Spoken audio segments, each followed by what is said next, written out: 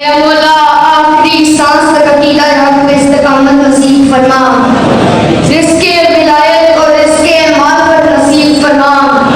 या अल्लाह मौत की आखिरी हिज्जी हो सुबह पर बिरदे अली वलीउल्लाह नसीब फरमा, कब्र की पहली रात हो ज़ियारते अमीर नसीब फरमा। मेरे मौला जितने मोमिनीन बे औलाद हैं मौला हवाइज के गहवारे का वास्ता उन्हें विलायत अली पे साबित कदम रहने वाली औलाद अता फरमा। लाखों दुआओं की एक दुआ, ऐ कायनात का मुतलिकुल अनान मुदब्बिरुल उमूर, अपने रुख से हिजाबे गैबत हटाए और काबा की छत पे अपना कदम रख के कायनात के अज़मत हराम को बताए कि अली कल भी वाजिब था, अली आज भी